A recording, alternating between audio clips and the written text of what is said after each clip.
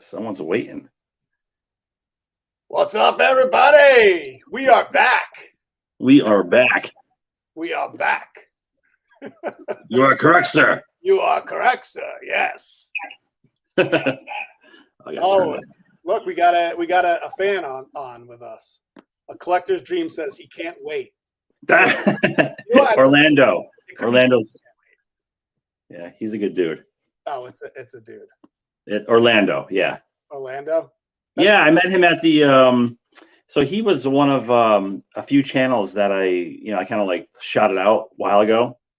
And because he had very few subs, and he got a big boost as a result. He surprised me, and then I ran into him at the rooftop on the Claridge. Oh, I remember Orlando. Yes. Yeah. And he comes up to me. He's like, "Hey, man, I love you. You don't even know who I am." I'm like, "What?" And then he introduced himself. So it was great. Yeah. What's up, everybody? We are back for another rendition of the what do we call this? The Smackdown. This is like a different version of the Smackdowns, right? Tonight, right, Vince? This is a different one. We talked about this one too, so it's not like it's we talked about doing this to mix things up. I know. We've been talking about this. You were saying for 8 months, 9 months. Yeah, a little bit. I mean, and there was the national in between, right? So Orlando says he has 1,100 subs now. He had like 39, I think, when he's gonna pass you. Yeah, everybody's passing me, dude. I've like stalled. I'm like done. I'm like my subs to years on YouTube ratio, it has to be the lowest on YouTube. If you think about it. So that's okay. Hey, listen, it's tough to get views now. There's so many channels out there, Yeah, there are. Not all of them are good, but yeah, there are definitely a lot of channels out there. Larry says he's looking forward to the Smackdown. Let's go. Let's go. This will be pretty good. Well, I feel like I'm gonna kind of I actually looked at my worst slabs that I had, and I was kind of disappointed in my worst slabs. Yeah. Do you feel like you have a good top 15 worst slabs? I think I do. I think people might think. I mean, when I say worst slabs, I mean like cards that are probably sub $20 cards that are holdered. And in today's market, you'd be like, "Why would you get that graded?" that's what I have here.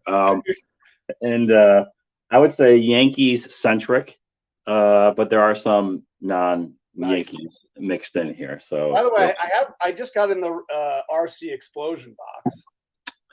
All right. Should I open that while we're doing this or now?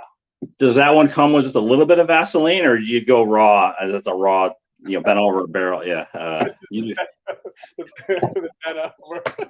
No. Okay. I told Phil we worked out a deal. I'm gonna switch after this month to the high end, but I'm gonna do it like every other month. So instead of doing like the regular every month, I'm gonna do the high end every other month. Okay. Yeah, I saw some people do the high end, and they're like some pretty awesome stuff, some fire that comes out of that, and it's like 5 packs, and I'm like, you know what? I think that would be more fun for me and for the people watching if I'm like, taking bigger risks, because it's after a while it's the same rookie explosion box every month, and so I felt like it was a new year and it was time to switch it up a little bit. I thought about his one time. I thought about his multi-sport high-end box that he did once. Yeah. But I kind of I passed. I like to open up crap like repacked wax and what's that stuff? Yeah, low risk, low reward type of product. That's mine.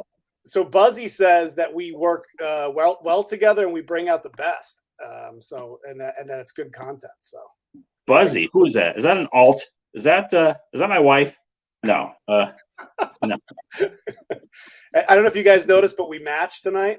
We made sure that Vince and I matched. We both have and you have a scotch. What is that? Yeah. All right, you might laugh. This is actually Grand Marnier, and my mom gave this to me for Christmas. Now, I don't think she doesn't buy anything, so I think either it was re-gifted or she took it from someone's liquor cabinet, but you know, had a little bit of dust on it. So I think it was like some back of someone's cabinet for like, you know, 6 years or something. But it's just it's just an orange liqueur after dinner kind of, you know, thing. It's not a lot of sugar in it. So. Little red label for me. Nice. Yeah, I'm out of scotch, so that's why I had to go with the Grand Marnier. Quite a dichotomy. So. Let's see. Retro fan says, "Does Yanks fan have issues with hanging pictures on the walls?" So, yeah. So my wife's been asking me to hang this TV set over here for like 3 years, and so yeah, I'll put it up. I got the drill there, and you know, I just got to put it up there in the drywall, and I just, you know, I'll get to it when I get to it. You know. Both of our backgrounds aren't very like impressive. No. I got like kids' toys behind me. You've got like a wire going up to the ceiling. Yeah. Well, once the TV goes up, and the wire goes away, right? Because you don't see it anymore. But you know, I got a little. If anyone, we could dive into some My Little Pony later. Yeah, I don't have a. I have a Duncan bag from who knows when. You know. So evening, James. And then we got Rookie Explosion Box versus Topps Chrome Sapphire Nuclear Waste Box. Yeah, did you see my Rocky IV montage? I did. I mean, you still had a hair across your ass about that 2-box for $500 break. That was awful, by the way. But that was a good video. I did see the Rocky montage, and you're. I saw Bowman Sapphire went on sale today. Yeah, how much? I forgot to look it up. You know what? I pulled it up and I was like, you know, I've been burned too many times on that. Yeah, I mean the value proposition for shit like that. I mean, what do you get, like 8 cards in a box for like I mean, I don't know what it's like ridiculous, right? It's not like it's like nothing. It's like what you get 32 total cards or something in a hobby box. Is that how that works? Right, exactly. For like 260 bucks or whatever. So yeah, that's an easy pass. Ron Perry saying it was 180 for a box for 32 cards.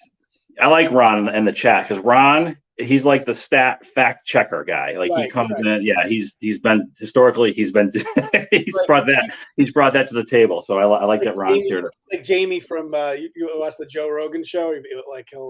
He always goes to Jamie for all the stats. And pull that up, pull it up, yeah. Ron. Yeah, so that's Ron. So Ron, you better stay the whole time. Don't leave. You gotta stay. So now you're here.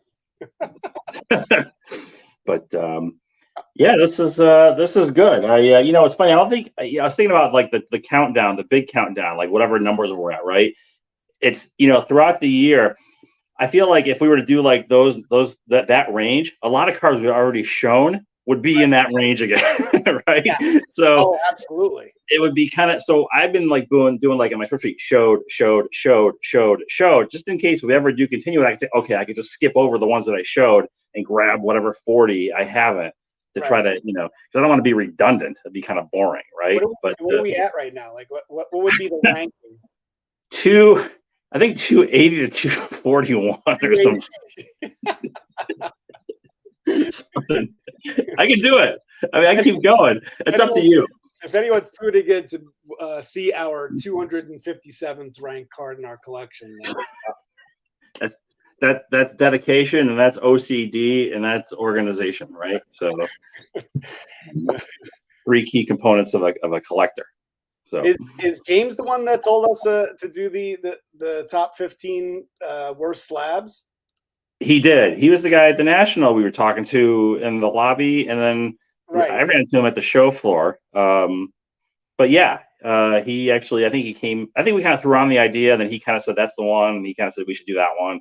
Right. We also talked about like I forget the other ones we talked about. They're kind of like off the wall, but this is a good one. I mean, this is a good one, and you know, I don't know if we ever did. Did we talk about doing mistakes? I think like our hobby mistakes was one we talked about doing. Yes.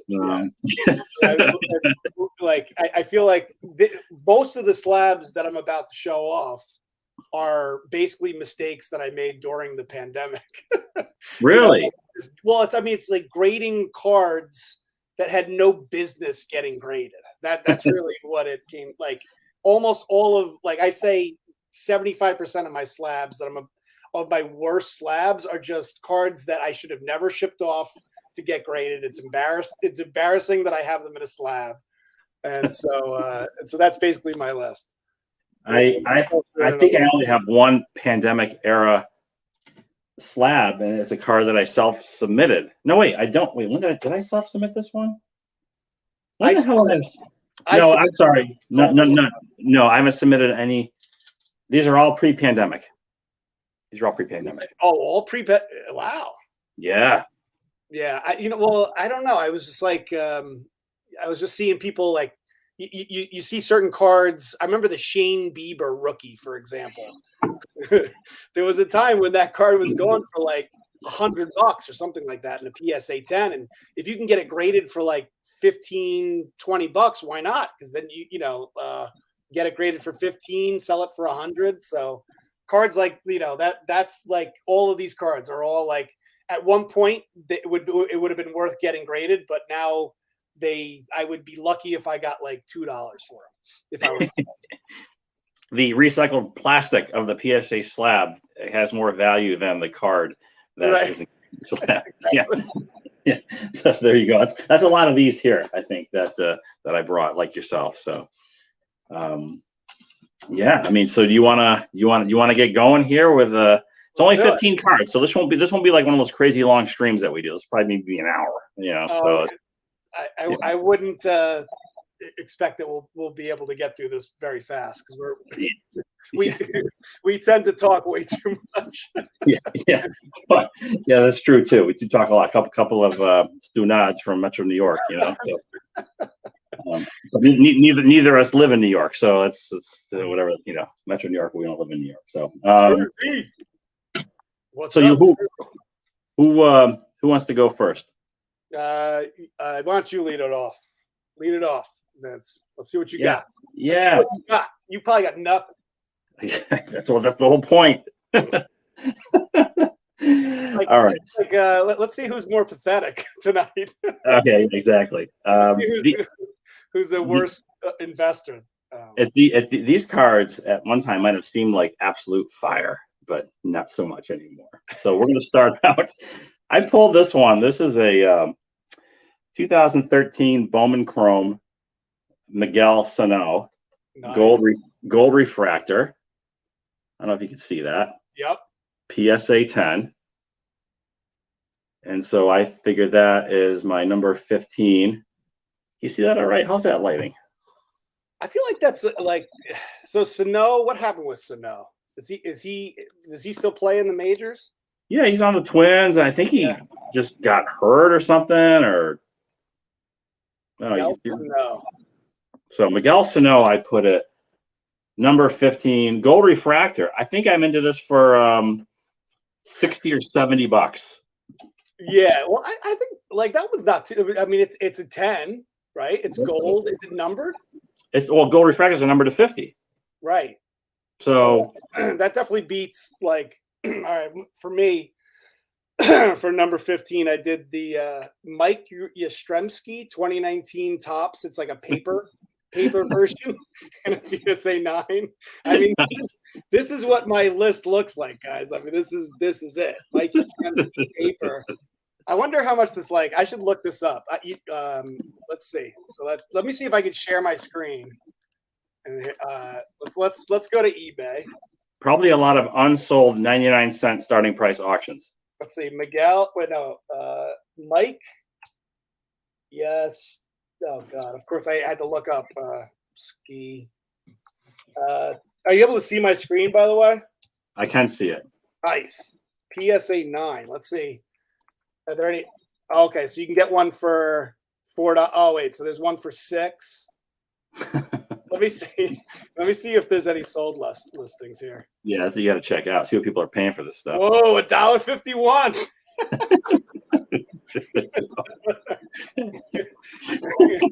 There you go, man. Don't mess with it. Whoa, look at this. Look what happened here. Yeah. What's the date on that? December 7th. Oh, that's recent. Yeah. Dude. Wow. All right, maybe I shouldn't be making fun of this card. Is it? I don't know. No, you should be making fun of the card. All right. What's up? What's up, Staven Sports Cards? He says, "What's up, everybody? A Yankee fan would put a Yaz on his bottom 15." Yeah, he's got a good point. All right. So for me, you would think you would be surprised at how cheap this card can be gotten. Big disappointment. Also from 2013, Bowman Chrome.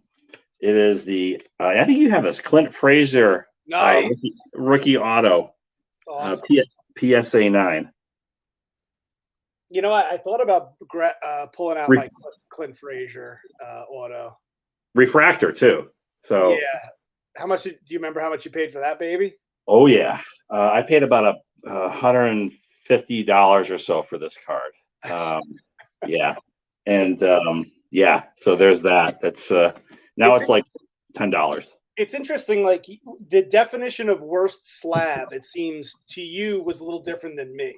I looked at worst slab as like the worst possible cards with like the least value, whereas you kind of looked at it like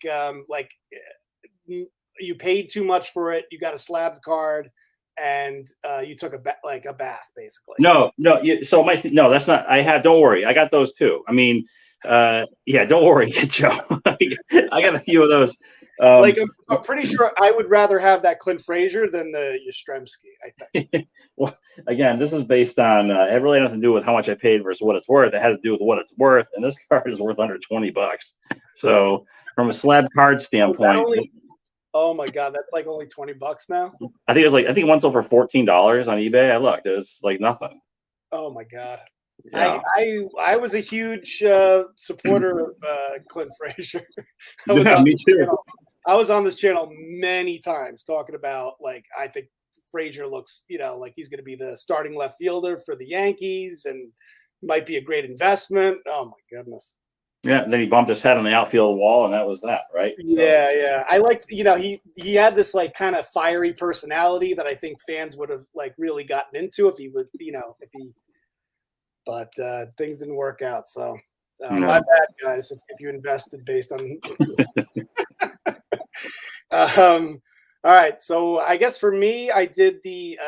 I'm just grabbing cards randomly now. 1990 Leaf, Larry Walker, and a PSA 5. So you thought it was a 10, but there's probably a surface wrinkle somewhere. Is that what that is? Yeah, I guess. I mean, I still don't know to this day what is wrong with this card. PSA 5. This was I picked this card. Well, I got this card graded, like right when he was about to get inducted into the Hall of Fame. And so I got this card. And I thought it looked pretty decent. I think this is part of my like childhood collection. But this, so PSA 5 on the Larry Walker. Nice. Awesome card. This is like one of my favorite sets, but a 5 on a 1990 card, that's pretty bad. So I had to put it in there. So without question, you have the lowest graded slab in tonight's episode. So I don't have anything that low. But that card might, as low as that grade is, that card might be worth more than one of the slabs or two of the slabs I have coming up later. So, this card is definitely worth more out of the slab than it is in the slab. Right? Yeah. Would you? Should I look up a Larry Walker PSA 5 and see what it goes for? I'd be surprised if you found one. Should I look it up and see if it's a 101? I bet you it's a 101. Might be a pop one, Joe. Pop one. Maybe as you're pulling that up, let me see if I can look it up. If that I bet you anything that is a 1 of 1. 1990 Leaf. What do we say? Larry Walker PSA. Let's see. So we go here, right? I can probably pull it up here and then go to the top. Yeah. Let's see if I'm the only one that has this card. Walker. Let's see. Oh wow, there's 13 of them? What the heck? 13 with surface wrinkles. Wow, there's actually 6 that are rated lower than. But look at that. There's almost 5,300 of these graded by PSA, and I'm like, bottom 20 cards ever graded by PSA. You got to give me some credit, right? That's Like pretty if you're impressive. gonna fail, that's what my whole life, it's like if you're gonna fail, fail, Yeah. epically. Yeah. Yeah. Yeah. So. That's pretty good, Joe. So how many cards did you show? 2 or 1? 2 so far. So we're at our number 13th ranked slab. So this might surprise you, but this card really has very low value. I submitted this card, and apparently I missed something on it. The 1992 Fleer Excel Derek Jeter minor league card, PSA 8.5. 8.5. So so with these, you bought these already graded, right? No, I did not. No. This I bought a box of these cards, and I pulled I think 2 Jeters, a couple Pettits. It was dirt cheap. This is pre-COVID. Right. For the box. So I wanted to get a Jeter that I could send in and get graded. And one was off-centered. This one was nicely centered, but apparently there's some business on the back here I missed, which knocked it down to 1.5. Okay. So yeah, this is like a $10 to $15 card, I think, when I looked. So it's not the worst. It's my lowest value slabs. It's kind of like that we're talking. But I have some pretty things. I have worst slab category stuff coming up. So. All right, so I'm going to match you with a Kyle Lewis. How about that? A Kyle Lewis paper. So 2020 tops, Kyle Lewis. Wow, this is a near mint 8.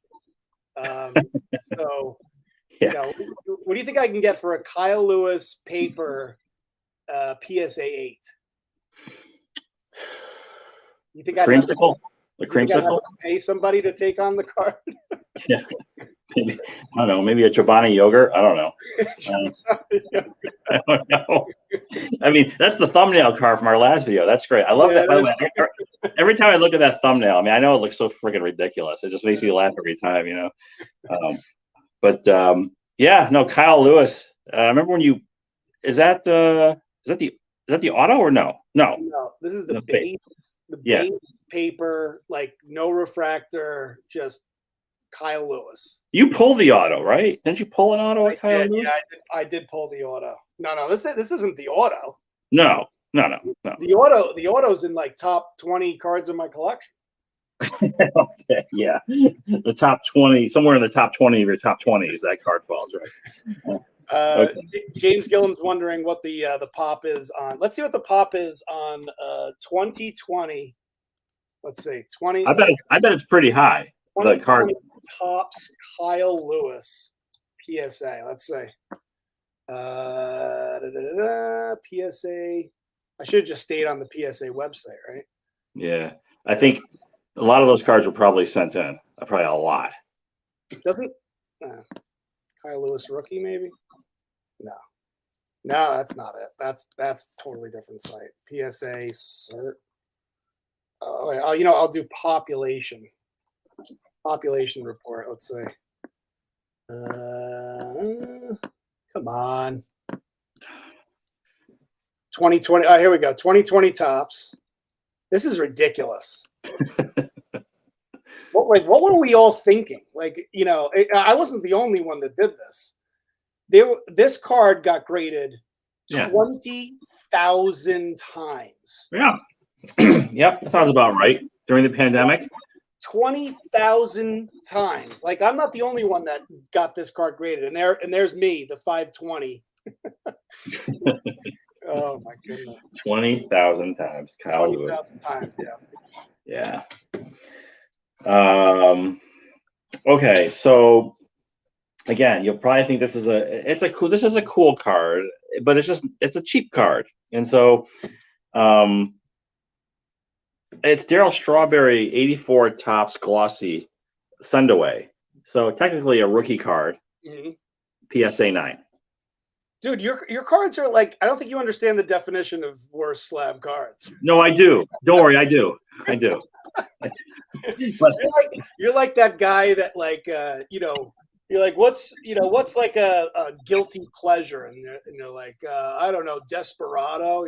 Dude, you don't understand the concept of a guilty pleasure. I do. No, I think You know, like a guilty pleasure for me would be like Mbop by Hanson. I like, you know.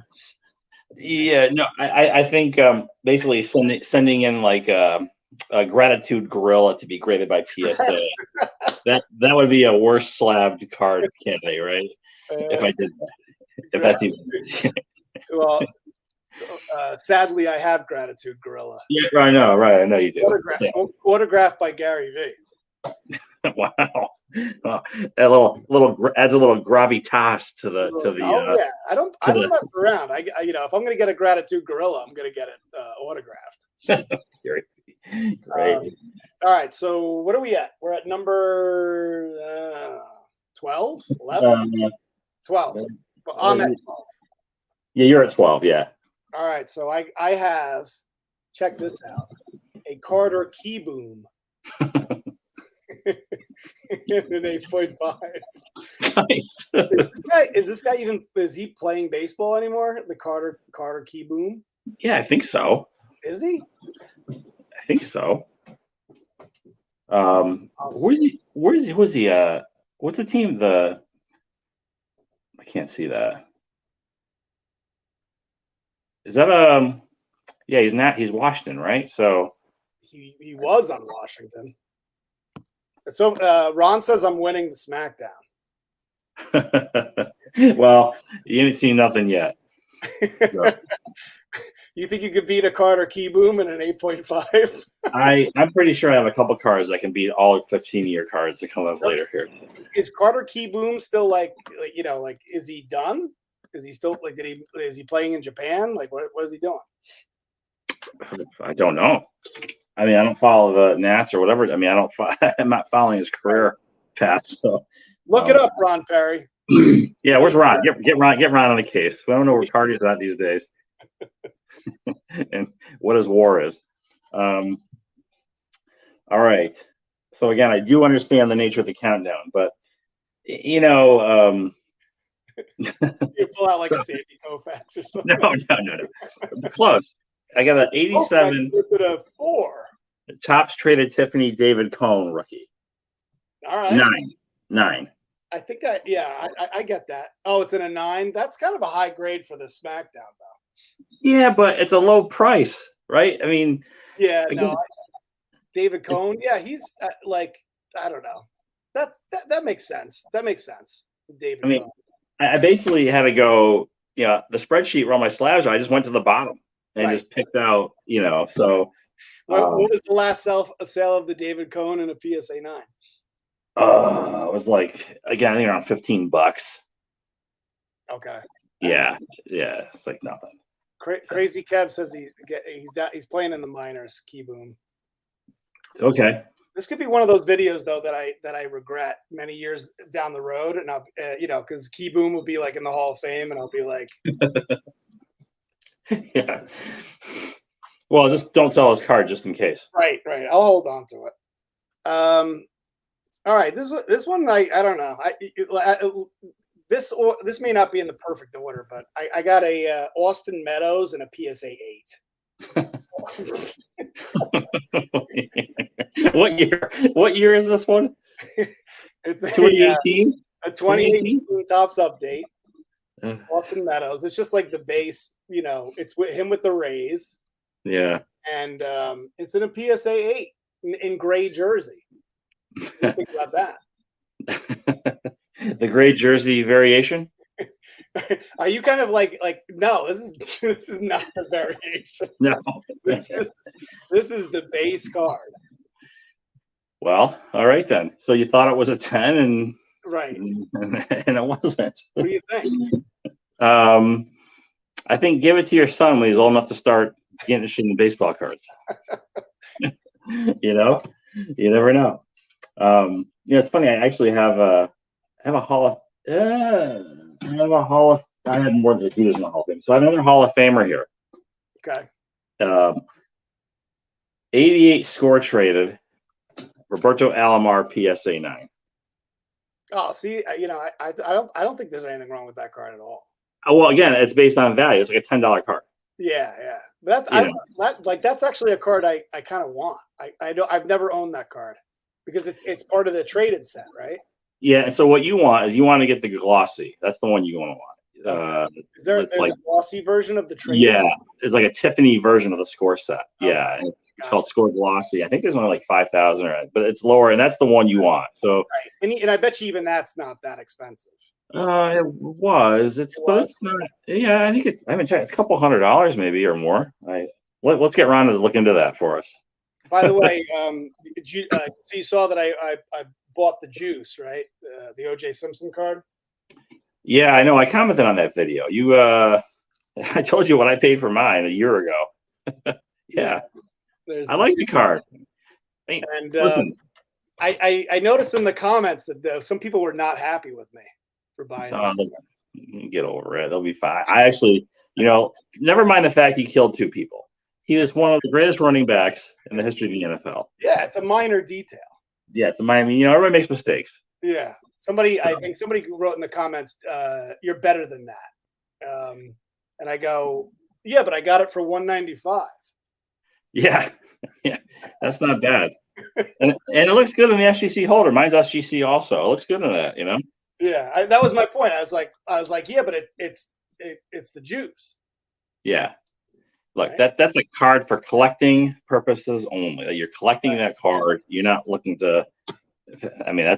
All my cards are that way. But yeah, you're not looking to flip that thing for profit. You only killed 2 people so far. Yeah, gruesome double murder. The worst things could have happened. So. I'll think this stream just took a really. I always use a slide whistle sound effect. So, so are you up with that? The OJ is not your card, right? That's not what you're. Are you up with that? No, hell no. No, that's definitely not. Definitely not. No. Is it my turn? I just showed the Alomar. Oh, okay. All right, so I guess it is my turn. All right, so I'm going to go to. How about this? A Mike Trout. It's a base Mike Trout, but it's in a 5. PSA 5. What grader? Was it the same grader who graded the Kyle Lewis and the Larry Walker and the other one there? Was it the same sub? Wow. Maybe. But look at that beauty. PSA 5. Yeah. I wonder what I could get for this card. You get more for it raw. Yeah. I used to own the Jordan SP from, was it 91 Upper Deck? Yeah. And I got same grade in a PSA 5, but I sold it. I actually sold it on eBay. Some guy bought it in the slab, in the PSA 5 slab. Wait a second. $40 or something like that. But you own that in a 10, right? Also, I actually don't own that card in a 10. So did you pull the Jordan from when you open those boxes? Yes, and I submitted it, and it came back as a 5. Oh my god! Okay. So if you ever rewatch that video, I'm like, woo, yeah, and then it came back as a 5. And then I put it up on eBay because I was like, oh my goodness, that's just embarrassing. And somebody bought it for like $30-$40. Yeah, whatever. Covered your cost of grading fees and a little extra on top, right? You get yourself a piece. I'll tell you what, this ain't going for $40. This one, I think people are starting to get into Trout cards now because I feel like his cards have gone down a lot.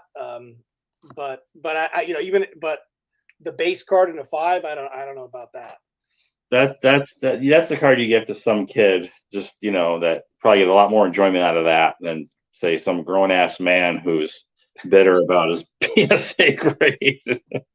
Dr. Dream says that he met OJ and signed his business card. Nice. The Naked Gun, that's like one of the greatest movies ever, right? That scene with OJ is like dying, and like he gets the pain on his arm, then he gets his hand caught in the window, and then he gets hit in the head. You know what I'm talking about? And then he falls off the boat. That's a great scene. Yeah. It's Enrico Palazzo. That was the last movie he did before he committed double murder. I heard he was. Well, I think he was in the second one too. Oh yeah, he was in all 3 of them. Was he in the Was third he? one too? Yeah, I think. I'll get Ron on that one. Verify that. Fact check. Fact check. O.J. Simpson and Naked Gun 33 in the third. Okay. All right, here we go. This is number whatever, 10, 9. 2015 Bowman Auto Prospect Chrome Refractor, Jorge Mateo PSA 9. You have this card, right? Yep. I have that card in a 10. Oh man, I should have grabbed it. You have the 9. Great looking card, great looking signature, but yeah, a bust. Yeah. You know? Oh, total bust. Well, he see, so wasn't he was playing last year, wasn't he? He was playing for the Orioles. Yeah, he was. He had a decent season with the Orioles last year. He's okay. He's old now, right? 20 still old. Right, he's older. Right. Yeah, this one sent me back about $60 or $70. Right. Yeah. Now it's $6 or $7. All right. My next card. You can see there's clearly a theme with my cards. PSA 5. And I talked about this guy earlier. 2018 Topps update. Shane Bieber, ball at waist, in a PSA 8. Wow. So there it is, the ball at waist. For some reason, it makes me laugh every time that it says ball at waist. And there it is, ball at waist in a PSA 8. Well, at least he's only holding one. Otherwise, it would have been even more embarrassing. Yeah, it's only one ball at waist. One ball. Yeah. Where's the other ball? Is it at waist? Balls at waist. What? You guys got a problem. Okay. Well, this is a disappointment to have to bring this one to the showdown. I think you have a version of this card. This is PSA 10, 2010 Bowman Chrome, Dirty Sanchez rookie card. Nice. Yeah. I have the blue. I have the blue. Do I have the blue Chrome? I think I have the blue Chrome Auto. Yeah. So this is $80, and this could be had for like under $10, I think. Ooh. Yeah, Gary Sanchez. Yeah. Well, you paid. I think I paid like a lot for my Gary Sanchez blue Auto. No, I'll bet. You did. Oh, I bet.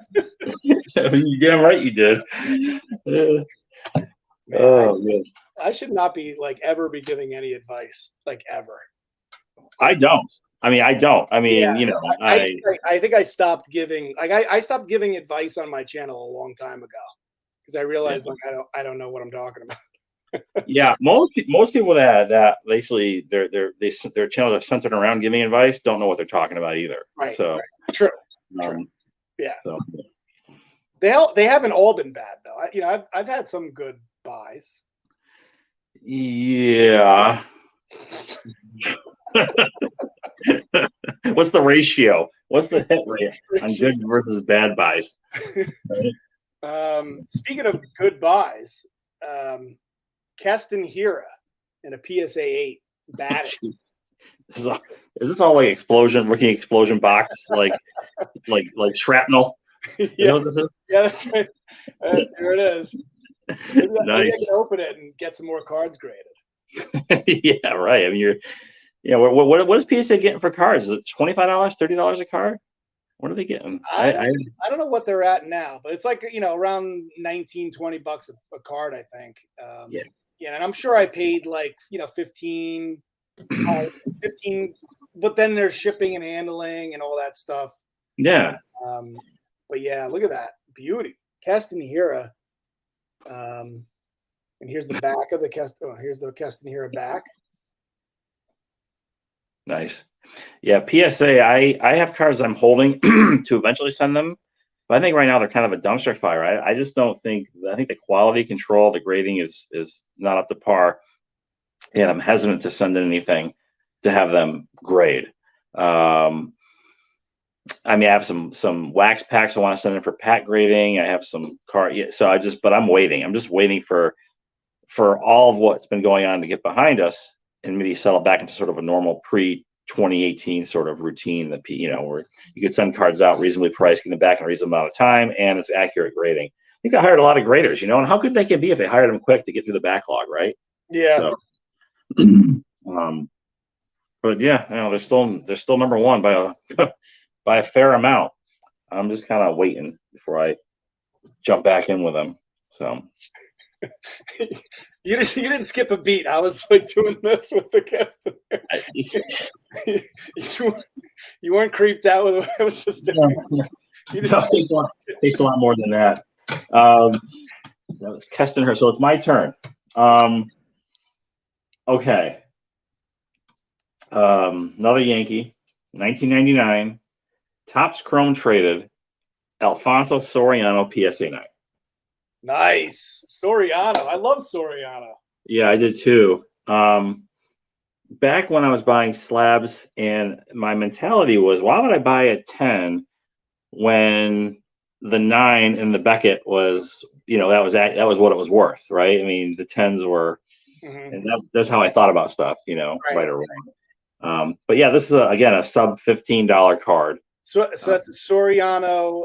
Is that his? Is that the card to get if you're an Alfonso Soriano? It is. This would be the one. Okay. You probably want to get the refractor if you really want to come strong on it. Yeah. I have thought about it would be fun to, go back and get the best cards of cards like that, as a Yankee fan.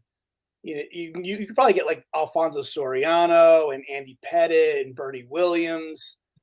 Yeah, Robinson Cano and breaking the bank too much. I don't think Scott Brocious. Oh no, not with those guys. No, but you're right. Yeah, dynasty guys, Posada.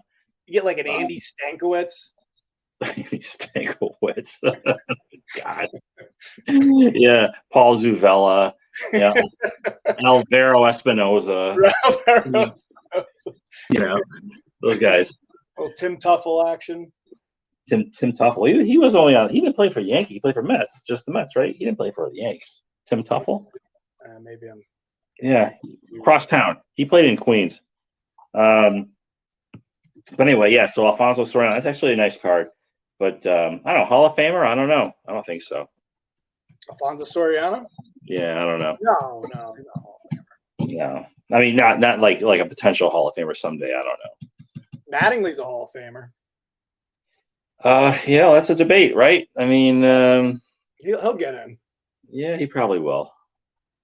If Fred McGriff didn't get in this year, Mattingly would have gotten in. Yeah, I don't know. When did they come around again with that same committee? What's it, every 3 years? Whatever that committee is, right? It's the Modern Era or something committee. Yeah. Veterans Committee, Modern Era Committee, whatever. Then the Classic Committee. There's different eras of players. Right. And so when they get back to his era, they're gonna, who they got left? And they always like to nominate somebody. Yeah, probably right. Guess we'll see in a few years. Should I get myself an Oscar Azokar? Oscar Azokar, yeah. Azokar. Yeah, there's some legendary Yankees. Ricky Leday. Ruben Rivera. I thought Jack Clark was going to be amazing when he came to the Yankees. I was like, oh, wait until you get Jack Clark. He looked like he was going to hit a home run every time he was up. He kind of, it was sort of like when Aaron Judge came up. I was like, well, obviously that guy's going to hit 70 home runs. Yeah, I thought the same thing about Jack Clark. I thought Jack Clark was going to be but of course we all say that about Kevin Moss too. Well, I think Clark had Mel Hall hitting in front of him. I don't know, or Jesse Barfield. I don't know, whatever the hell. I don't know how you don't drive in Barfield. Oh, I know. Classic Yankees sluggers. And Mel Hall. The halcyon days, yeah. All right, my next card. This is a card I actually didn't get graded myself. They handed this out at the National. What was this? This was the 2013 National in Atlanta. Okay. This is where I got this, at the 2013 National in Atlantic City. This Yasiel Puig National Convention. So at the this was Sports Card Convention. Maybe not. Chicago. It says Chicago here, so I don't know if I got this after I thought I got this at the Atlantic City one, but I guess it says Chicago 2013. So I don't know why BCCG is even around. I mean, they're grading. I mean, if it's part of Beckett, right? But it's like Beckett Light with shit grading standards, right? yeah. I mean, yeah, I never understood. I was like, it's Beckett, but it's not Beckett. Yeah. It's like going to, I went to Penn State, and but my first 2 years I went to like a satellite campus. Like I didn't go to the main campus. Okay. Kind of like that, I guess, a little bit. Like you weren't like it wasn't good. I wasn't good enough to go to the main campus, so I went to the Altoona campus. Oh, so yeah, Penn State, Scranton branch or Altoona branch, basically. Yeah, right. And this is like the satellite branch version of Beckett. Yeah. But even the main Beckett's fallen out of favor in the hobby. It seems like the main slab, grading, Beckett grading. People don't talk about them much anymore. It seems. What do you think about tomorrow night? You think the Giants can win? Yeah, I know Philadelphia is. I mean, certainly they can win. It'd be great if they did. I'm rooting for them. A lot of people are picking the Giants to win tomorrow night. Yeah, I'd like to see them win. I think it'd be good to see them. They haven't gone that far. I mean, I can't even tell you the last time the Giants got that far. When they beat the Patriots in the Super Bowl. Yep. That's it, right? I mean, that's the last time they got that far into the playoffs. But it feels like that run again, doesn't it? A little bit, doesn't it feel like 9-7? Kind of beat the Vikings that was a higher seed. Now they're gonna play the number 1 seed. It feels, I don't know, feels a lot like that the last couple of runs that they made. So we'll see. Well, they got the momentum, that's for sure. Yeah, it's weird because I have a couple of guys coming over to watch the game, and like we're all Giants fans. It's one of those weird things. Like if they lose, you're just kind of like, all right, so bye, guys. I'm just glad Saquon Barkley finally lived up to his billing, right? I mean, yes. As a Penn State fan, I love seeing that. I love seeing Saquon. When he came out, he was supposed to like light it up, and then he got hurt right away, I think, and he kind of had okay. Now he's legit, like big time running back this year. So this isn't good. Our source just told us that they're going to get slaughtered. Okay, so Ron. All right, we'll remember that next time we do this. Right, we'll see if that's actually held up, and if Ron is right, he could stick around. If not, we're going to boot him out of the chat.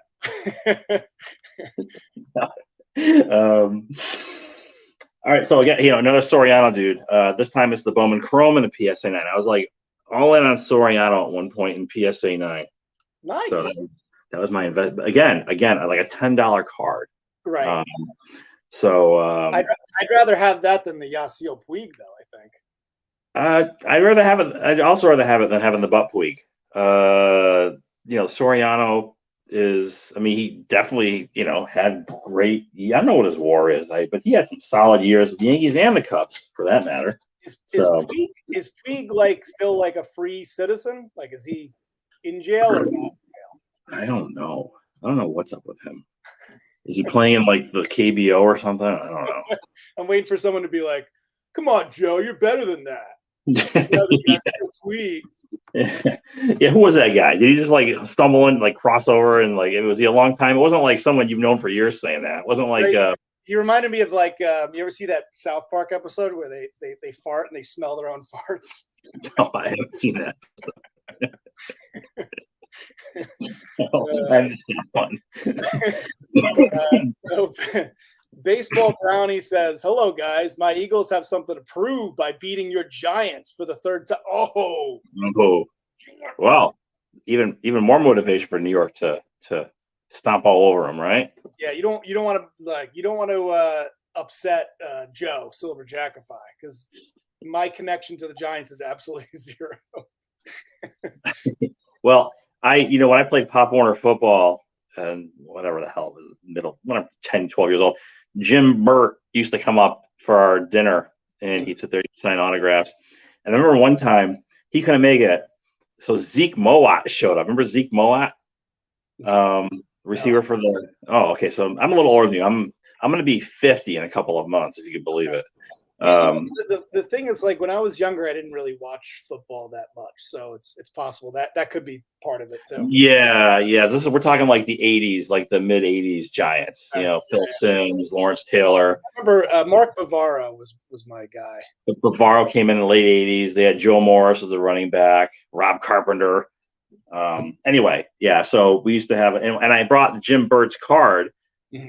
But Zeke Moat was there. I asked him, he wouldn't sign it for me because I was like a kid. I had nothing else to sign, so I actually found a piece of paper somewhere and he signed the paper for me.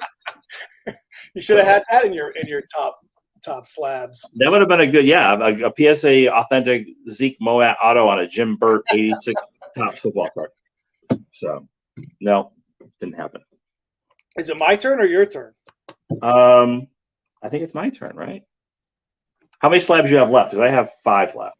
You have 6 left? 1, 2, 3, 4, 5, 6. So I think you have to go next. All right. So I'll go. All right. So at number 6, I guess. I guess I should have looked at these before I did them. But so when we were at the National this year, I was hoping Rated Rookie would be on, but he. So we were all staying at the same house in Atlantic City, and he put this underneath my pillow for some reason, like a tooth fairy thing. And I don't know. I still like. I just was like, what? The slab fairy. That was just like, okay. What? Like I was like, oh, thanks. I think. Would you lose something at the National that would justify getting something from the slab fairy? I was just so confused. I was like, oh, okay, Kobe White. Like Kobe White. It was a joke, but I was just like, oh, Kobe White, thanks, man. Kobe White was a big COVID card to have. He was hot during COVID. Is this guy good? He's pretty good. Yeah, his card. Yeah, he's pretty good. Also, like a Prism. This is Prism. Yeah, it's not a bad card, dude, for a under the pillow card. Yeah. Yeah. Hang on to that. Get Ron Perry. What does he think? Ron's got a lot to do. He said a fairy visited you at the National. Yes, he did. Yeah, Rated Rookie actually was looking forward to us doing this or something. He's in the West Coast though, so he'll probably watch it later after we wrap it. He usually probably watches the rerun. Look at this. James brings up a good point. Soriano, 412 home runs, almost 1,200 RBIs. Yeah, stolen bases is impressive. I forgot. Yeah. He was like a 5-tool kind of player. So. Yeah. Not bad. He was hurt too a little bit for it's almost like what if, and these guys that if they just were healthy the entire time, what could have been 500 home runs, He always was it just me or like Soriano's bat was always bigger than it should be? Did you ever notice that? I did not notice that. He's a wiry guy, his bat was like bigger than it's like his whole body. Yeah, it was like one of those boom boom bats, the red ones, with the big plastic ball. Yeah, I don't know. I always looked at Soriano's bat. And I'm like, dude, maybe you should not have such an enormous bat. But maybe it helped him because he was like, he was able to hit 400 plus home runs with it. So yeah, what am I talking about? Speaking of, so I have a Don Mattingly card here. A Mattingly card. Yeah. I'm gonna reach through the screen and fucking strangle it. No. This is why is this graded? This is one of those guys. Why is this card graded? Is it a 1989 Topps Mattingly? It's even better. It's a 1994 Upper Deck base card. Nice. PSA 9. So is that a card that you bought graded already, or did you get that? Did you submit that one? This is one of about 10 Mattinglys that at one time I endeavored to start buying Mattinglys in PSA 9, like any and all. Unfortunately, I stopped myself and I realized, what the hell am I doing? I have like a Fleer, those Fleer box sets, Baseball's Best, right. Donruss highlights. I got PSA 9s of those. This one I picked being the most sort of, probably the cheapest of all those. I mean, they're all like, $10 or less cards. But yeah, I made the right decision to pull the plug on this. Let me collect Don Mattingly and PSA 9, no matter what cards they were, after about 10 cards. I wish I'd done the same with Topps Project 2020 a couple of years ago. Unfortunately, I got 155 cards deep in that dumpster fire. It's kind of like, I just realized, like, what would be Mattingly's last card? Oh, 95 Topps. 95 no, 96 Topps, because he played in 95. He went to the playoffs. Right. So the 96 Topps card. So if you want like a good last card, does Topps have they had refractors in 96? Yeah, that'd be kind of neat to get a Mattingly with all the stats on the back from, like, his last playing days. I have one. Is one of my other collecting things, like many years ago, is I used to collect Yankees team sets, and so I've got them through the 90s, and I have the 96 team set. I don't look at some of those because some of those, like, this Jeter's in those, and right. But yeah, the Mattingly would be a 96. Okay. Topps. Yeah, base card. That'd be another fun card to get. Yeah, I agree. That wouldn't break the bank. So no, that's one of my New Year's resolutions, to, like, try to have some fun with the hobby and, get some cards that not everything has to be an investment. You know what I mean? Well, yeah, that's kind of how I pretty much do it too. I mean, it's some of the cards I like are good investments, I guess, but not all. Believe me, I made those videos. Yeah, no, I know. So, what do you think of my Yogi? I liked it. That was a good. Yeah, I mean, I like stuff like that. You got the Maris too, right? And you got the. I got the these two. I'm starting to like, this set is starting to grow on me. Yeah, that happens. I'm with you. Like, for years you'll notice a card, you don't think anything of it, and all of a sudden you're like, right. I really like that card. Oh, I like other cards in that same set. That happens to me too. Where suddenly you just want a lot of those cards from that set. Because I was always about like 52 and 56 and 55, 59. And all of a sudden I'm like, 53 is pretty cool. Like, I don't know. And I've always had Bowman cards. Yeah, 53 is a great looking set. You have that man. You just got the Mantle. That was one of your epic pickups, right? Yeah. Last month. Yeah. Well, no, the Mantles I picked up at the end of last year, like December. Yeah, last month. Yeah, December. Yeah. Right. I guess that was last month. At least I think it was last month. Unless it's some month between December and January. What day are we in? All right. So I guess my next card is this is a Gronkowski rookie. But it's six. Yeah, I remember this one.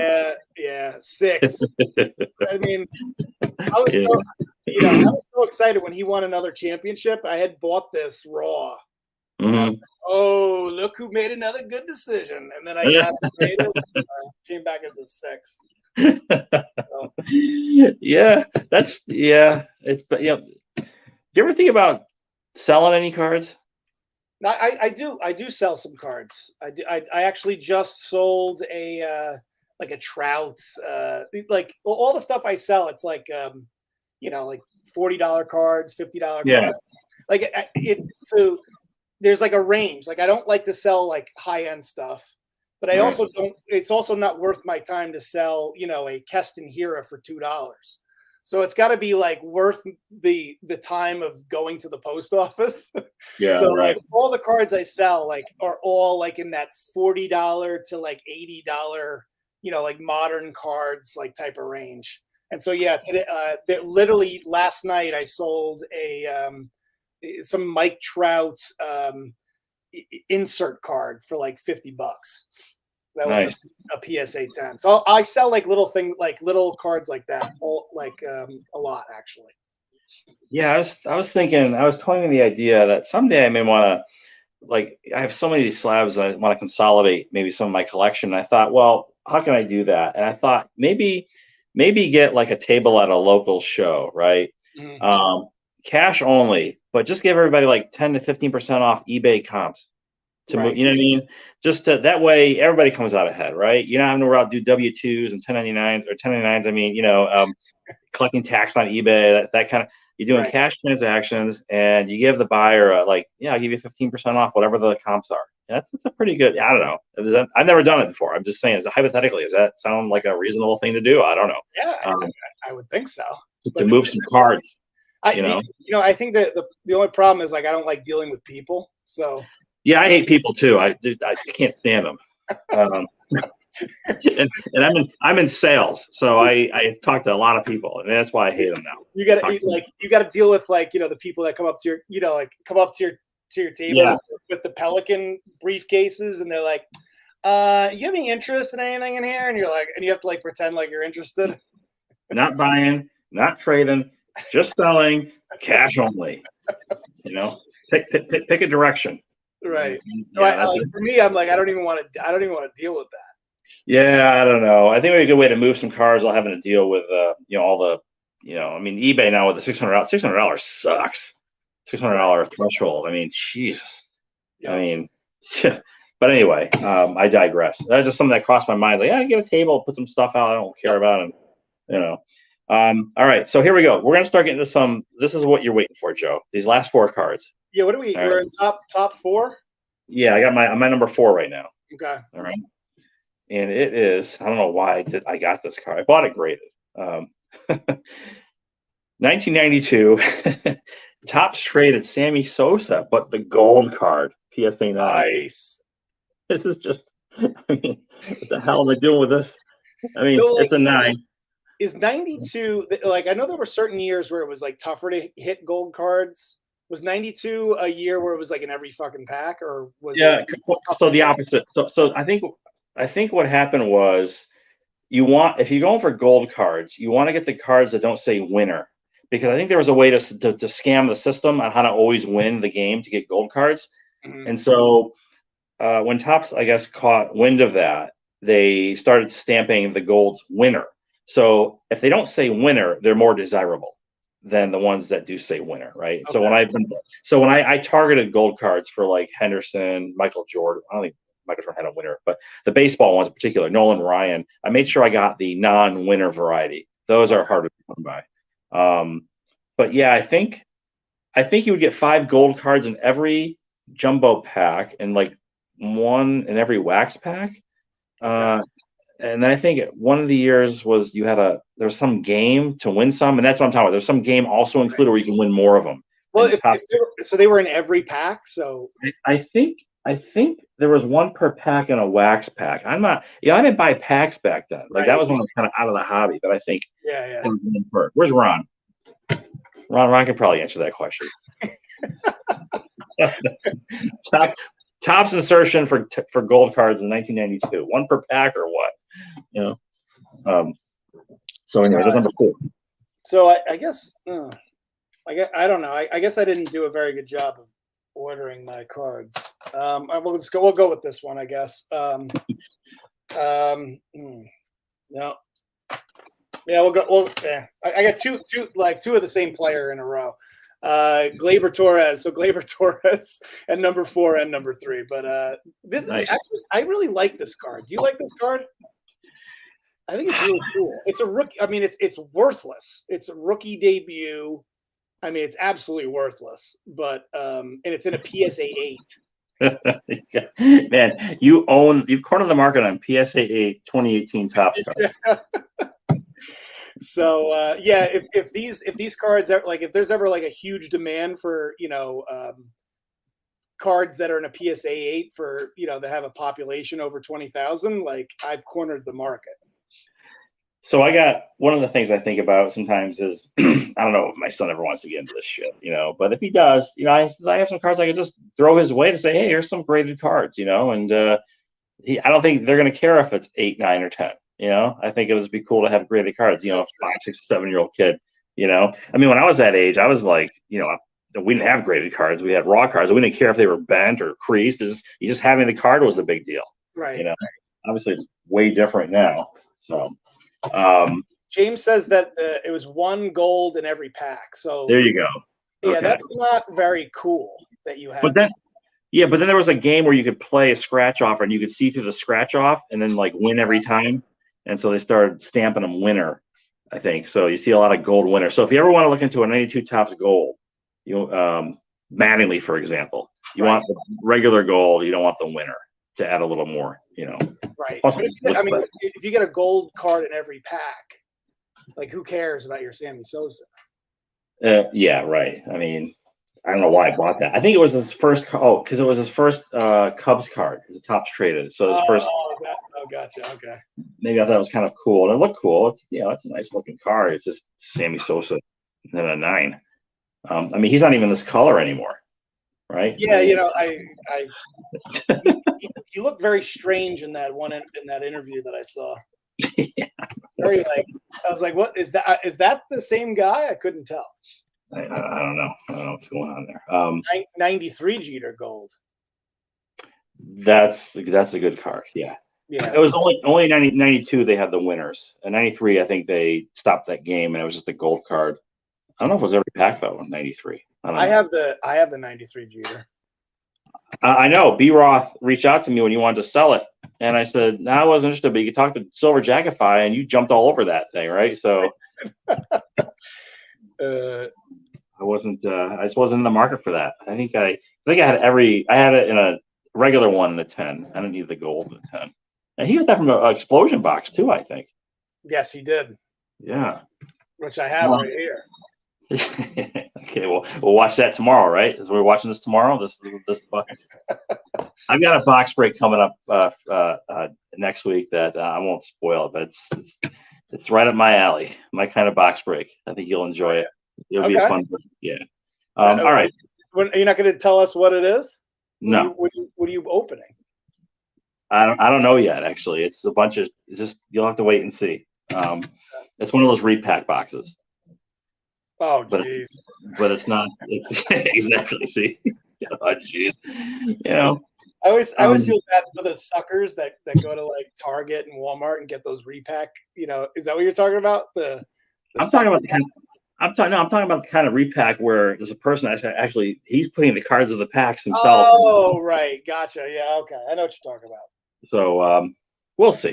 It should be a fun break, and I also recognize the fact that probably 75% of the cost is the enjoyment of just opening packs and looking at cards. Right. The other 25% is the value you get from the cards, which is like $20. Okay, here we go, Joe. Buckle up. Number 3. 1999 Bowman Chrome Freddie Garcia rookie PSA. Nice. Is it a 10? It's a 9, dude. 9? Oh.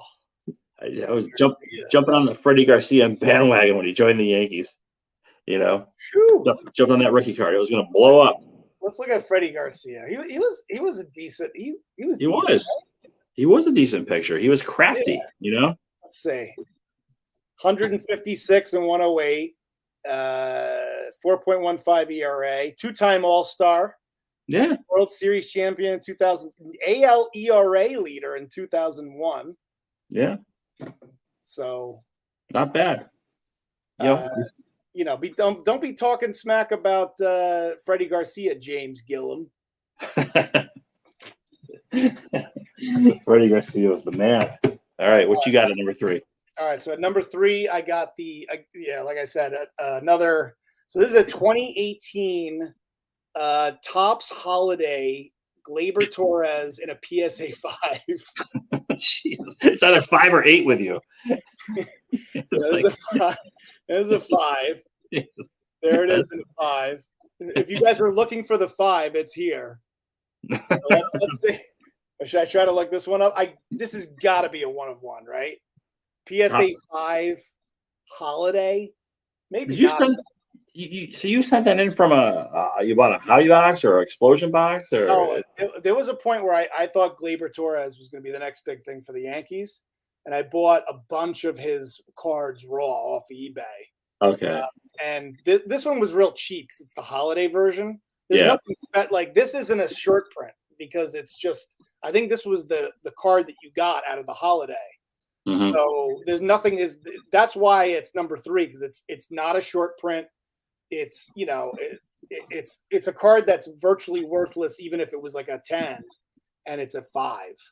Yeah, it probably has as much collecting value as Topps opening day version, if there was one, right? I mean, it's just one of those. Maybe, you know what? Maybe. Right. One day people will be like, they'll start to go, wow, it's really tough to get a 5. I don't know. You know, because a 5 is not easy to get. Because, like, think about it. Like, it's easy to get a 1 because you could just rip the card in a bunch of pieces and then submit it, right? Well, you put a pinhole through it. That's how you get a 1. That's it, right? So that's Automatic like, it's easy to get like a 1 or a 10, but to get a 5, yeah, there might be like one day where people are like, you know, sports card investors like, dude, you've got to get in on PSA 5s. You know, because that's where the market's going. And then all of a sudden there's just like this demand for Gleyber Torres holiday PSA 5s. If you want to build a run of PSA 1 to PSA 10, then and you got a bunch of people that want to do that exact same thing, then yeah, the 5 would be a desirable card for that, right?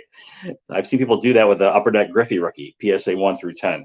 So the only thing with I've heard like a lot of rumors of Gleyber getting traded. Is he going to get traded?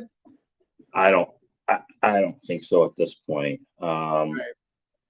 You know what, the Yankees? They still need a left fielder. You know, they don't need a left fielder. I don't understand why they don't stick Florial out there. Give him a goddamn chance for. I mean, the guy's heads at the minor league level. I mean, just put him in left field. How bad could it be? You don't want Oswaldo Cabrera in left. Oswaldo is a guy. He's a floater, right? He'll float around the diamond, you know. But Florial is what is? Did they just not like the guy? I don't know. Just throw him in left. They don't need an all-star at every position, you know. So I think I started something. Yeah. Collector's dream. You want to start the run? You try to push it on. I don't think Orlando wants. Orlando's not sure. Because you know the PSA 5 is not going to be easy to get. This might be a 1 of 1. I bet there's 14 of those, like there's 14 of the other one that you had. What was the other PSA 5? There was 4 the Bieber. Huh? You had another PSA 5 that had a high pop count, right? Well, yeah. I mean, I had that Mike Trout in a PSA 5. Wow. I've got the Gronkowski in a PSA 5, I think, or something. No, it's a 6. Is that a 6? Yeah. Well, you got to have all of them. You can't just do 5s. You need 6s. You need a little everything. Okay. All right. So number 2 card for me, 2002 Bowman Chrome, Dontrelle Willis rookie PSA 9. Nice. Oh, Dontrelle Willis. What happened? He got a case of the yips, didn't he? Like he kept throwing the ball like all over the place. He couldn't pitch anymore at some point. Yeah, like him and Tim Lincecum, like they kind of come. I don't know. They're like, they're just like they almost feel like they didn't even exist. You know, they were rockets in the sky, and one day here, the next day gone, kind of thing. Yeah, Lincecum was ridiculous. I mean, he went from 100 to 0, right? I mean, he was back-to-back Cy Young, and he was like, oh my god, and then just what the hell happened? Right. I know he got hurt. I mean, that might have something to do with it, right? I think he had a shoulder. Yep. So that's a shame. D-Train, what was that? Is that a refractor? No. Were you kidding me? No. This is just the draft picks. Bowman draft base. Draft picks base? Okay. Yeah, base. Yeah. That's why it's number 2, Joe. So this next one, so this one I bought as a joke, I'll admit. I bought it from Mike O. And I bought it like if you ever joined Mike O's auctions that he does. I've watched a few of those. I never participated, but I've watched a few. Yeah, and so I participated one night. And and I got I have to look at the slab. 2001 Fleer Authority Brandon Duckworth. What? What? Were you drinking?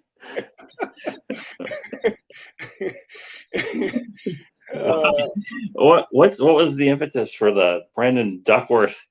I don't know. I think I was just like laughing so hard that he had a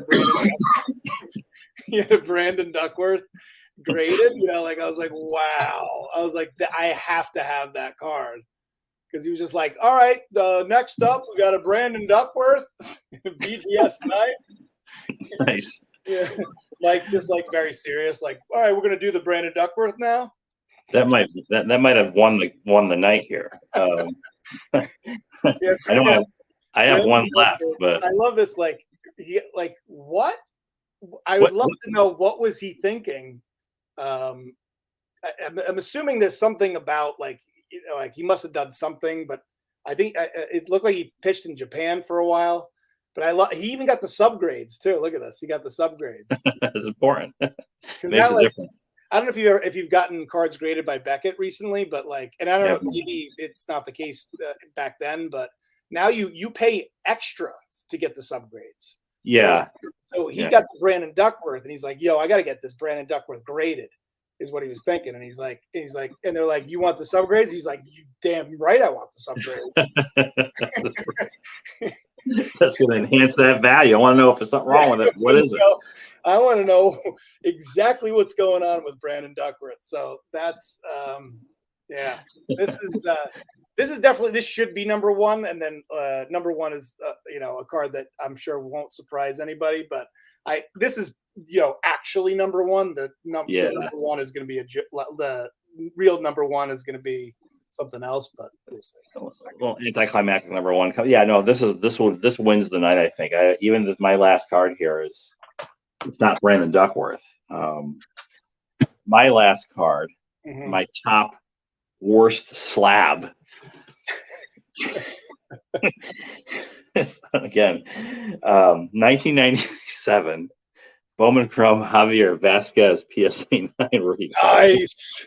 Javier Vasquez. Wow, I've heard that name for a long time. Yeah, he just couldn't handle it in New York. I jumped. He came over when they lost Pettit and they lost Clemens, and so they brought in Vasquez and Kevin Brown, right?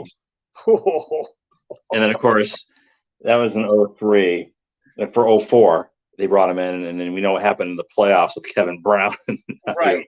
I remember Jack McDowell giving the finger to everybody. Oh yeah, he was one and done. Yeah, Jack McDowell. There's so many great pitchers that have come and gone. Yeah, the Yankees. So many greats. Yeah. It must not be an easy thing to do. Yeah, pitching in New York, you gotta have the right mindset, I guess. Yeah. So, what do you got? So, all right. So, Brandon Duckworth. I'm still thinking about Brandon Duckworth. So, what could possibly top it? It doesn't top it. Well, I had to make this. I had to make this number one. I had to. Greg Bird, baby. Oh, Greg Bird. Yeah. I had to make Greg Bird number one. Yeah, Greg, and you paid for that card, didn't you? Oh yeah. Oh, I paid for it. All right. You know what? When you're raking 11 home runs in spring training, right? And you come out of the gate looking like the next Donnie Baseball Plus. Yeah. And then you get hurt 2 years, 3 years in a row, and then that's that. This is one of those cards. Like, I will never sell this card. This one's going to the grave with me. Yeah, throw it in the casket. 50 of 50. Greg Bird paid $400 for this card. Oh. $400 for Greg Bird. So I had to put that at number one. The Greg Duckworth is clearly number one, but I felt like Greg Bird, considering anybody that watches my channel would appreciate me putting Greg Bird at number one. So that would be a good card to show if we ever did a biggest losses video or on paper, unrealized losses. I paid this much for this card, and here's what it's worth today. I also wouldn't want to do that. I probably just have to rethink my life or something, You know what I was looking at recently, just in do you have you don't have so I have vintagecardprices.com, and I have pretty much all my graded cards there. Mm-hmm. And I was looking at it the other day. You know what my biggest loss is, and I would have never thought this. All right, let me guess. I'm gonna guess. Forget about dollar wise, percentage wise. So I don't know what the most dollar wise is, although I could probably guess what it is. But I was gonna mention the one that's down the most percentage wise. You'll never get it. You'll never get it. I'm gonna say Wonder Bread Luke. What's that? Wonder Bread Luke. Wonder Bread Luke. No, well, that one's up there for most money lost, but not Okay. percentage wise. So it's not even close. It's the Lionel Messi card that I have. The Oh. Lionel Messi card has dropped. It's crazy. Like if we ever do a video and I show what I paid for it and what it's worth now, I think you would be like, wow, like just wow.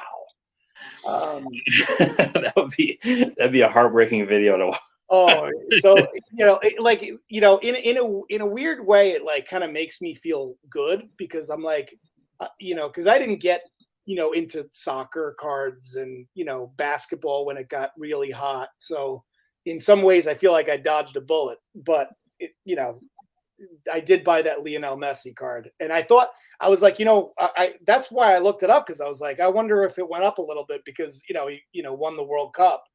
And no, that didn't do anything for that card. So Yeah, I listen, I got a lot of those too, but it's like, oh well, I wasn't buying it to sell it, right? Um, I wish I would have maybe not bought it so soon, or if I'd waited to buy it. Like anything that I purchased from early 21, I stopped for a period of time because it just got ridiculous, right? But I think I picked it up in May of 21, and things started to cool down a little bit. But yeah. for about a 12-month period, that if I bought anything, like everything was way lower now than when I bought it. Because like the OJ, for example, I paid 500, I think, for that, and a 7.5 SGC, and yeah, you paid 195. I don't think that 0.5 bump is $300. Yeah, I mean, Jason Dominguez. Oh, Maron. Did I buy it? Oh, jeez. I hope he comes through. Help just validate that. I mean, what was it? No, yeah, I don't think that's going to work out for you. I think I bought that car with the price baked in as if he's like a 6-time All-Star and Rookie of the Year, multiple MVPs. There was a Sapphire and a 10. Right. Cody Bellinger, Topps Gold. Oh my God! Yeah, I can go on. Yeah, that would be a good sad video to do someday. Oh yeah, it's sad video. I mean, I've actually done a couple of those types of videos. Yeah, but I haven't done one since the pandemic. Like to now look back at cards that I bought during the pandemic at like heights. Yeah. And, because unlike you, I didn't stop buying. I just kept buying. I know. I never knew the bottom. I was just kind of like, I don't know how to stop buying. It's just too much fun for me. So that's part of the problem too. So yeah, I'm not unhappy that I own the cards. I'm just like, damn, I should have just waited. You know what I mean? So, and I pivoted a little bit. You were buying. I mean, you bought a Bird Johnson Irving rookie, right? Yes. You bought a Kareem rookie. I mean, these are cards like in the early 2021 where it was like, yeah. I mean, I paid way, like, I don't know if I'll ever, break even on the Kareem that I bought. The Magic Bird, I think I did okay. It was like it hadn't gotten to the peak yet when I bought it. But yeah, it was rough. There's some rough losses in there. The basketball, I mean, I think I talked about it. The Magic Bird I have at one time was like a $35,000 card and an 8.5. Now it's a $5,000 card. And I mean, holy crap, like who bought these cards and did they get paid for? Or were they returned months later under an SNAD bullshit claim, right? I mean, that was one of the things too. I was always hesitant. Gee, I should probably, but then I heard all those horror stories about things being returned for some lame excuse, or a lot of fraud and I don't know. That happened a lot to people with the Topps project, where people would sell Topps project cards and get a return like a couple weeks later because that's how much it dropped in like such a short period of time. I remember that happened to Mike, baseball collector. Yes, I remember. I actually bought a Bob Gibson And Bob Gibson Topps Project card for like $80. Yeah. Um, and so, I, whatever. I never overpaid for a project card, but I bought a lot of Topps Project, Mhm. and I like the cards. But then what pisses me off is that Topps just sucked the life out of it by coming out with Topps Project 70, then Topps Project 100. Now they're doing Topps Project 1, and now it's like this was so unique and cool, and now they just went and watered it all down. You know what I mean? So now I got 155 of these damn things that I pick on it. I look at it like this is an awesome card, but like, Jesus, I paid whatever, $20 to 18, 15 to $20 a pop, Right. probably on average. Do the Yeah. math. So Guerra, you got it right. It's the one with the pink flowers. yeah. Yeah. The Ermsey? Let's do the let's see if I can find it.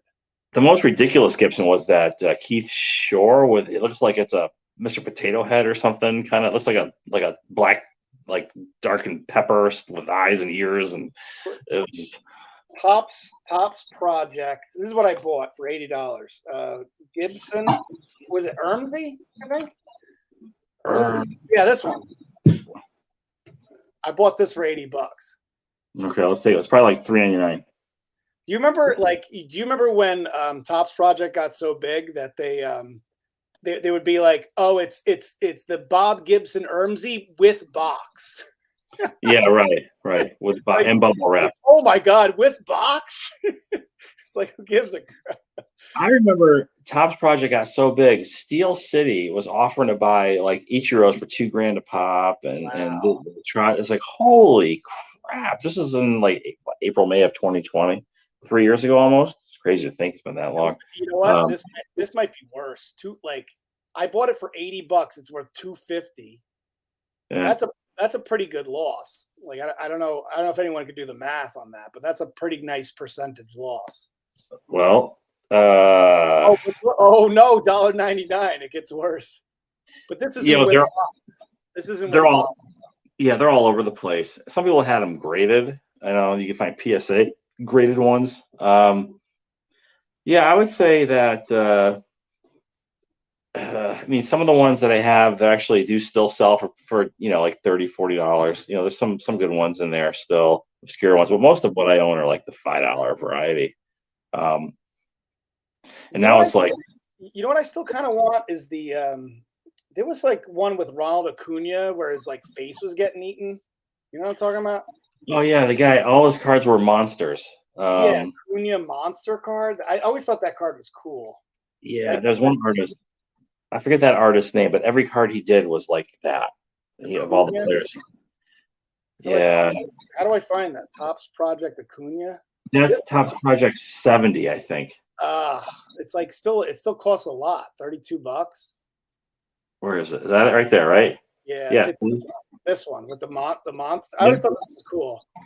I kind of want that one. Yeah. 2150. So yeah, it's still this one's still a little expensive. Yeah. Not too expensive. Yeah, it's all relative, right? Right. There it is for 35. Well, no bids yet. $35. I think give it a few years, some of the stuff might come back around a little bit. But yeah, I was disappointed when Topps kept. Of course, they made such a killing with the first one, right? So let's keep it going, and they're still keeping it going. It's like I don't even look at them anymore. Is it still going? Topps this is the second year of Topps Project 100. So it went from 20 to Project 70 to 100, and then now 100 again. So they just keep milking it.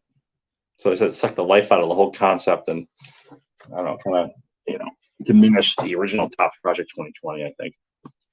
So you can still buy these Bowman Sapphire, huh?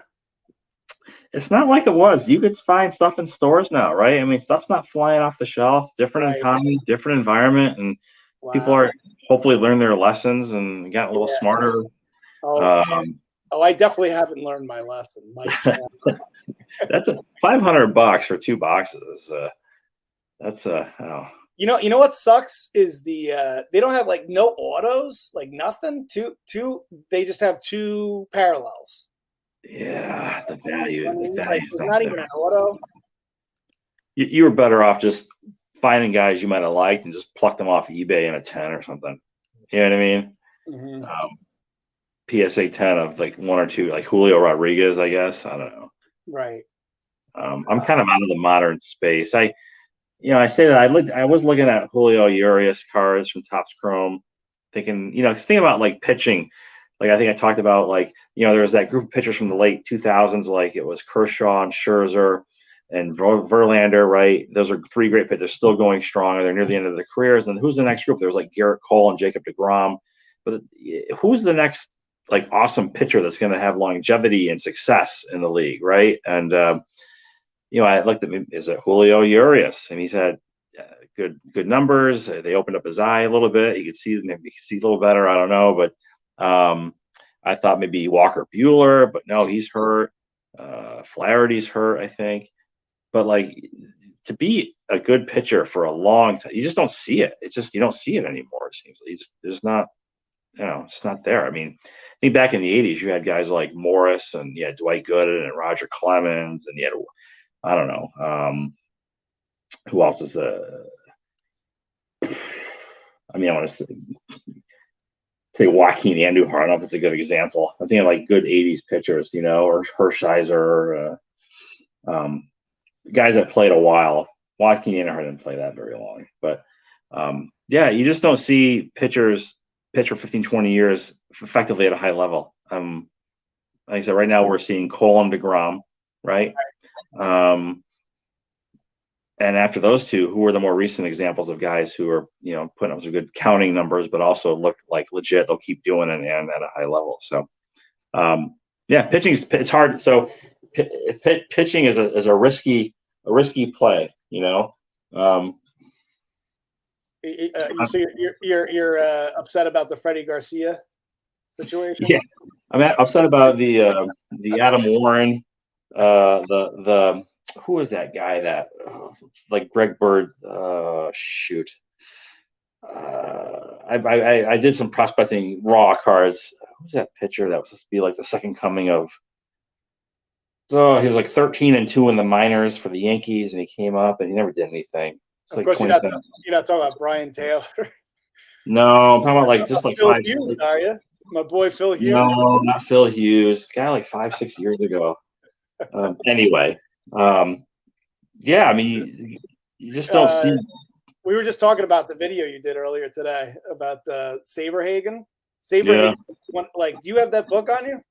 I don't. It's down on the first floor. I thought that was kind of hilarious. Like, see, you had an old book that talked about the top investments of 1992. It had like Greg Jeffries, had Brett Saberhagen. I just thought it was kind of an interesting list, but then it had some like kind of normal names, right? Like Nolan Ryan and Alan Trammell and Paul Molitor. It was kind of a weird list.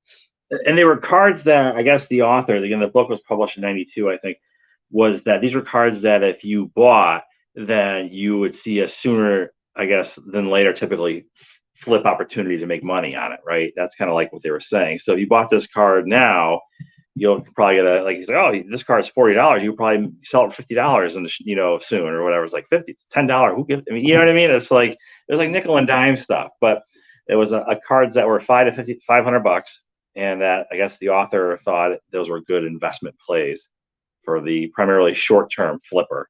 Mm-hmm. It certainly wasn't as prevalent back then as it is now.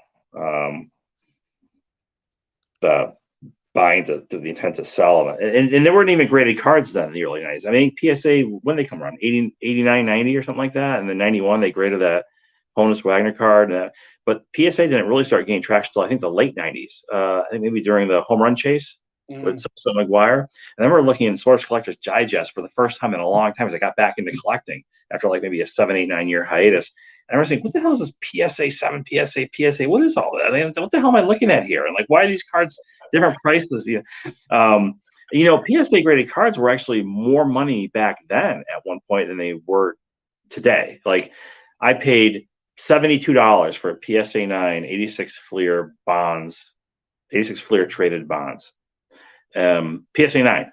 Okay. That's what, like $15, $20? And this was 20 years ago.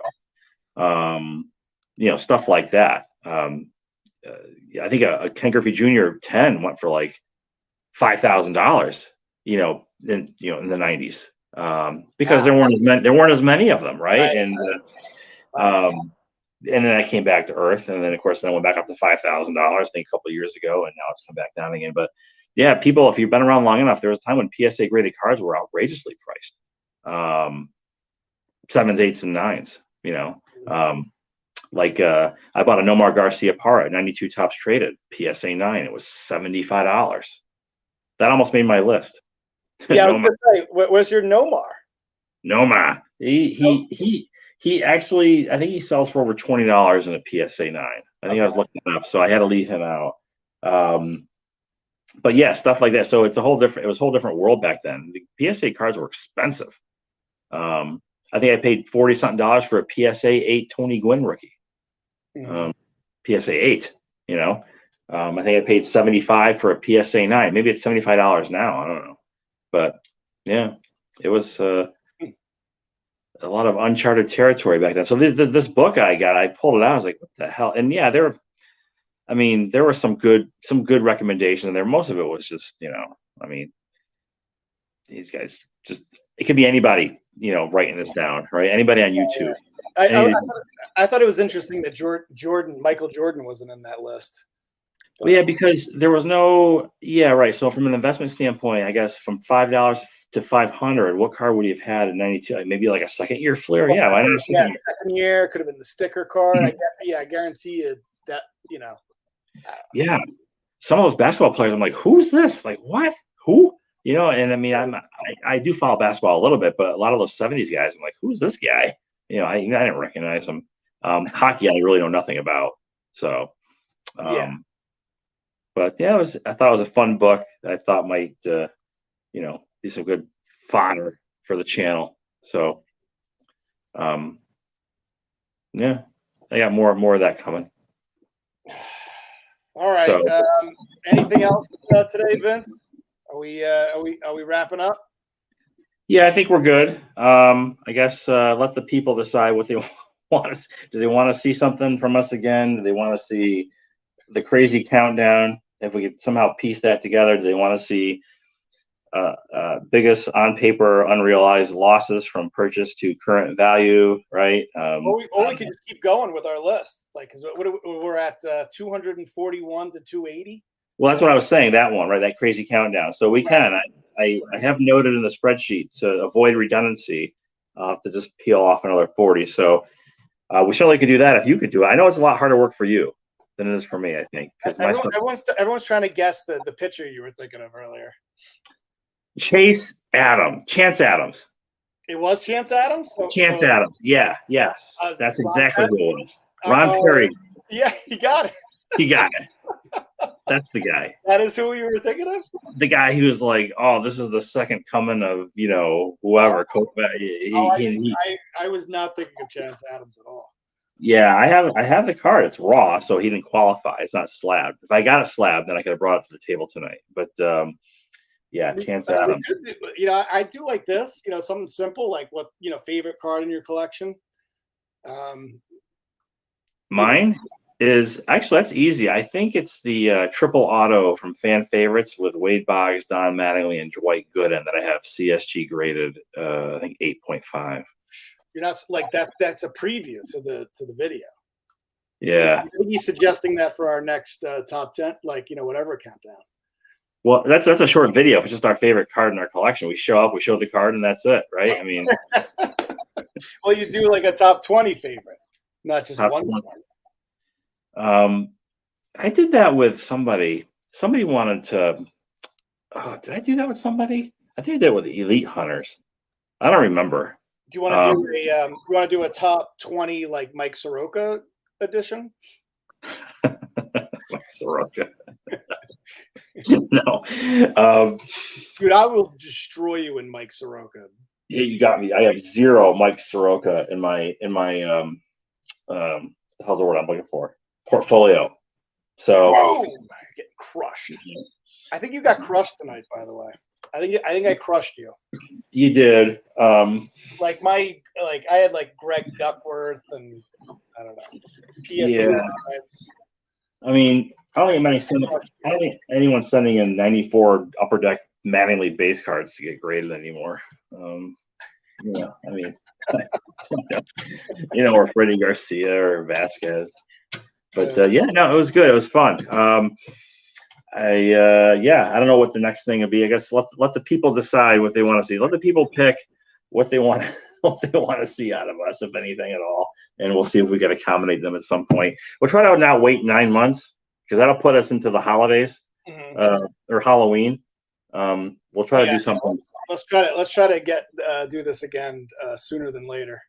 Yeah, we talked about doing something before the National, right? That was the last time, I think. I know. Should we get somebody else? Should we have like a third guest next time? We could do that.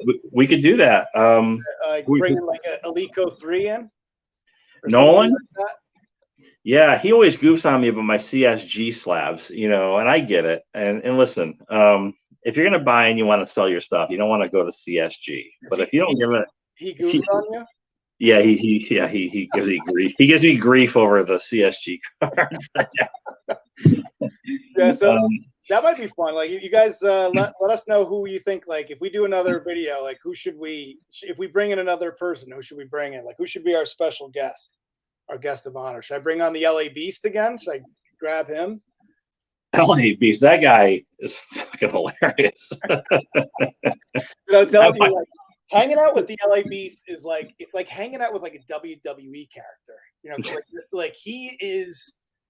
It's weird. It's like he is like that all the time. Like if you've watched his channel, like that's just he's like that all the time. He's on my softball team, and like he'll start like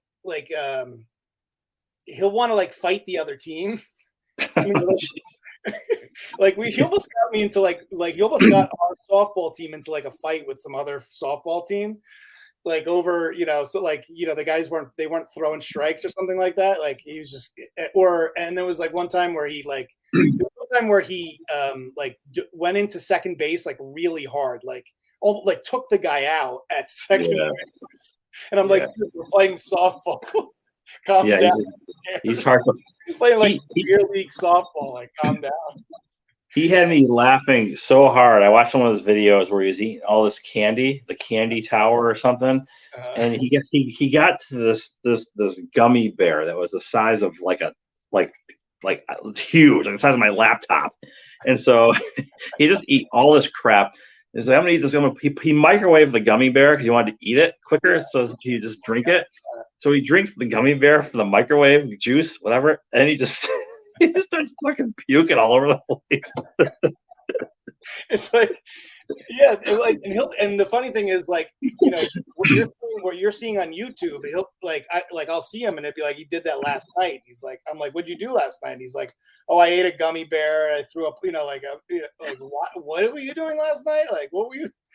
Yeah, he was eating like these obnoxious, like this giant Hershey Kiss. This gummy bear was the size of a freaking like a toy. It was, and he microwaved to speed up the process, and he just started fucking puking. I don't know. LA Beast. I mean, how about I think Rated Rookie be a good guy to have on? Josh. Yes, I love Josh. Yeah, he's very low key. YouTube Hall of Fame. Hey, YouTube Hall of Fame is season is here. YouTube Sports Card Hall of Fame. Yes. We're both already Hall of Famers, so like a club that I would not be a part of if not for the rule change, and barely at that. Like having 3 years or more. 3 years on the vote. Yeah, I wouldn't be in that. I wouldn't be in that club if the rules never changed. I would. Well, I don't know about that. I think you're a Hall of Famer. I know.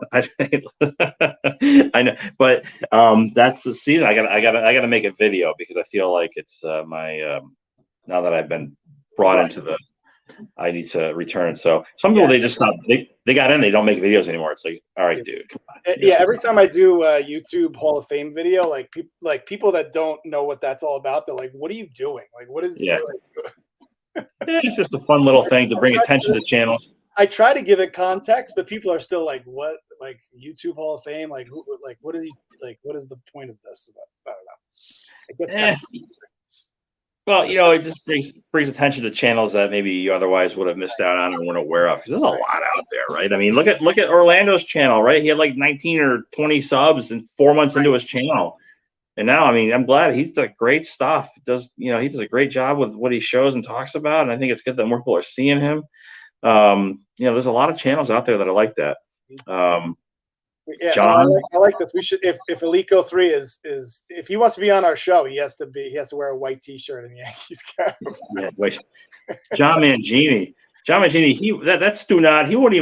won't get a word in on that guy if he shows up for one of our streams. Yeah, he just runs his mouth. You won't stop talking to that guy. Yeah, this isn't. By the way, this is. I don't know what the hell this is. This is not Fruit of the Loom, but this is probably have like 10 years. Sure, I wear like 3 things. Like I don't even. Vince, what are you wearing tonight? Well, I'm wearing Versace. It's who are you wearing? Who are you wearing tonight? Kenneth Cole, and Versace fat pants. Lounge pants. So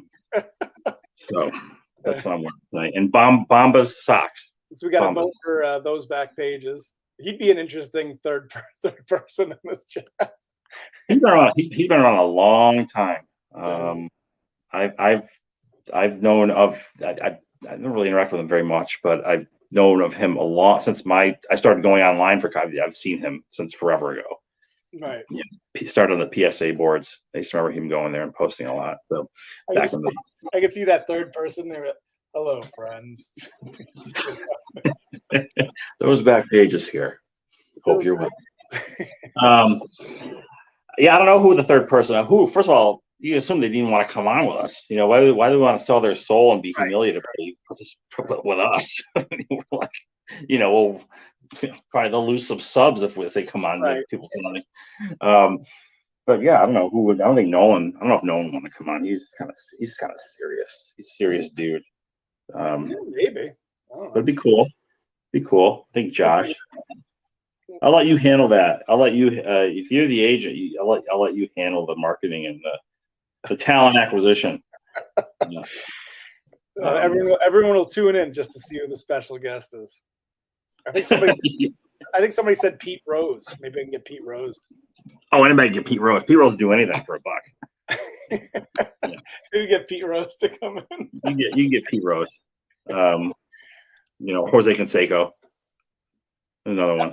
I could do a cameo. Like, you can pay those people through Cameo and they'll show up. A cameo. Yeah. What's the name of those cameos? Beast, right? Yeah, Beast does Cameo. Yeah. Cameo. That's not a bad gig if you got the interest, right? He makes a really nice living off of doing cameos for people. Yeah, I'll bet. Good for him. Yeah, if anybody wants me to do a cameo, I'm available for hire. Yeah.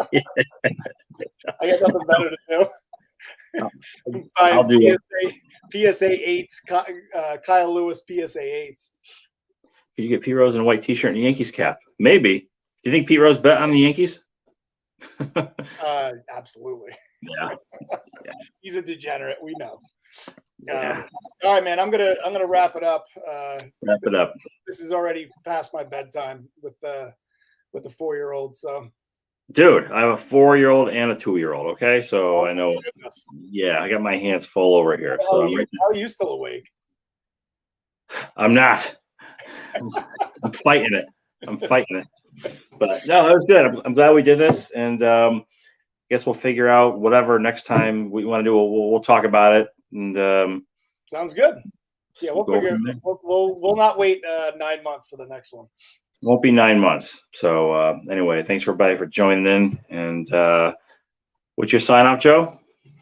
Thanks everybody for watching. I'll talk to you later. All right. Have a good night. Night, guys.